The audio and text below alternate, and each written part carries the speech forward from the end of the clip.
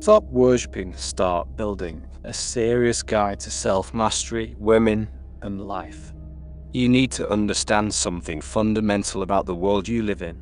Roughly half of the human population is female. That alone should immediately dismantle the illusion that the one woman you desire is rare, mythical, or irreplaceable. She is not. The moment you convince yourself that a woman is uniquely special, you place her on a pedestal, and it is precisely when you begin to lose control of yourself.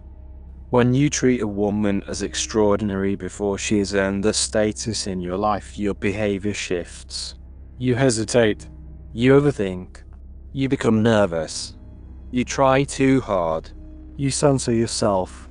And in doing so, you sabotage your own presence. Attraction is not built on desperation or worship, it collapses under it. At the end of the day, she's human. No matter how beautiful she appears, no matter how flawless her online photos seem, she eats, sleeps, wakes up tired, and lives an ordinary, biological life like everyone else. There are countless women on this planet who are just as attractive, just as interesting, and just as capable of connection. The only difference is access, and access can be earned. Instead of obsessing over one individual, expand your world. Improve yourself. Create opportunities. Build a life that naturally attracts people rather than chasing validation from a single source. Value comes from scarcity and self-respect. One of the reasons high-value individuals appear effortless is because they are not easily available. They are busy. They are focused. They have priorities that demand time, energy, and discipline. When someone places a high value on themselves, others instinctively sense it. Scarcity is powerful.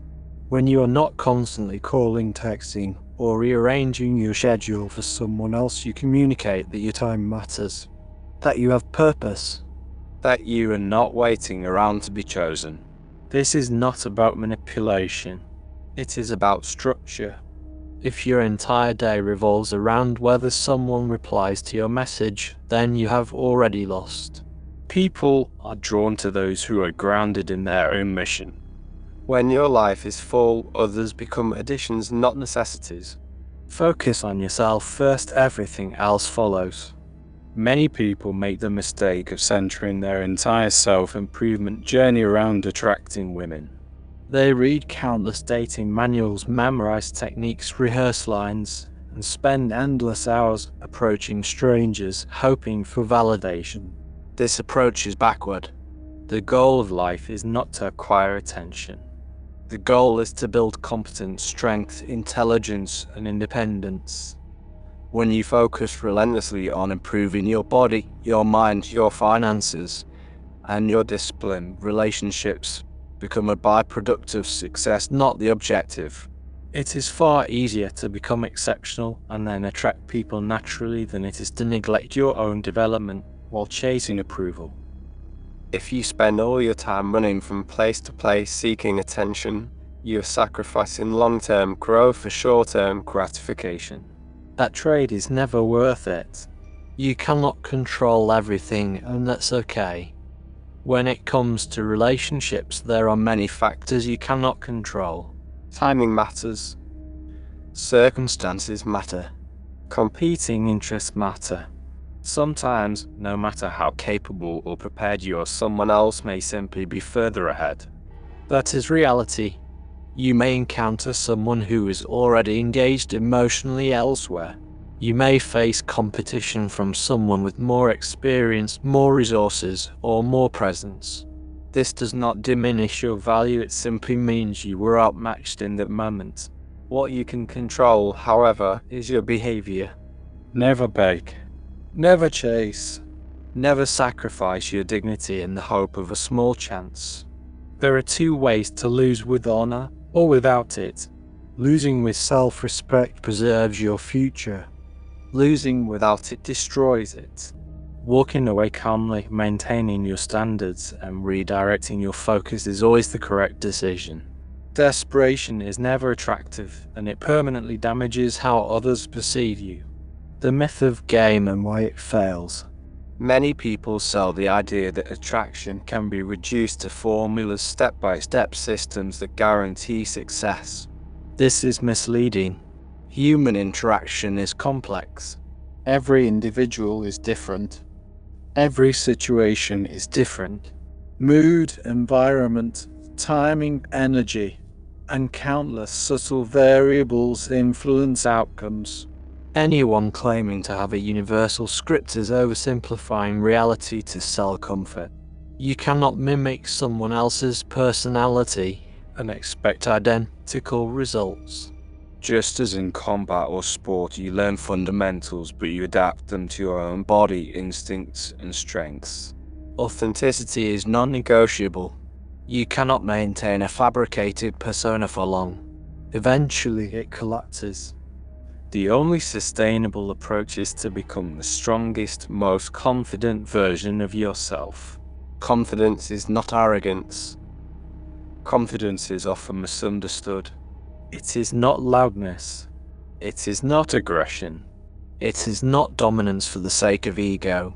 True confidence is calm certainty. It is making decisions without hesitation. It is being comfortable leading. It is knowing who you are and standing by it. Confidence shows up in small actions, choosing a direction, committing to a plan, remaining composed under pressure. People do not want to be burdened with endless decisions. They want to feel guided, safe, and engaged. Leadership is attractive because it removes uncertainty. Confidence does not require cruelty. It does not require arrogance. In fact, the rare individual who is both humble and assured stands out more than anyone else. Be yourself, but be your best self. You must be authentic. But authenticity does not mean complacency. You can be yourself and still improve. You can be genuine and still disciplined. You can be natural and still ambitious. The goal is not to change who you are at your core, it is to refine it, strengthen it, sharpen it. If you believe in your own competence, you will not be intimidated by anyone. You will not seek approval. You will not fear rejection. You will operate from abundance rather than scarcity. When you respect yourself, others follow. Life is serious, treat it that way. Life is not a rehearsal. Your future is not optional. The difference between those who rise and those who stagnate is not luck, it is philosophy. Serious people take responsibility. They understand that income, health, family, and legacy matter. They do not drift through life hoping things improve on their own. Growth requires intention. If you have a bad week, analyze it. Learn from it. Extract lessons. Mistakes are not failures, they are teachers. But only if you pay attention. Learning is the foundation of transformation. Education, formal or self-directed, is what changes lives. Repetition reinforces mastery. Exposure alone is not enough, commitment is required. Get serious. Get smart. Get moving. There are 3 principles that govern progress. First, get serious. Decide that your life matters. That your future matters.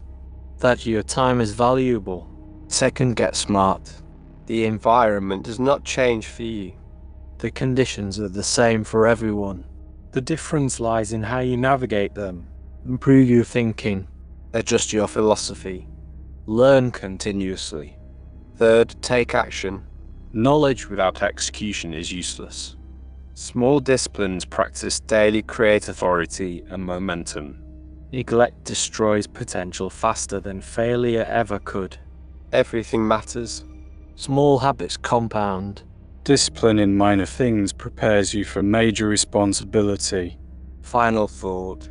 Stop chasing validation. Stop worshipping others. Stop waiting for permission.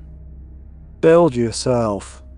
When you become grounded, capable, and focused, relationships, respect, and opportunity will follow naturally. That is the path forward.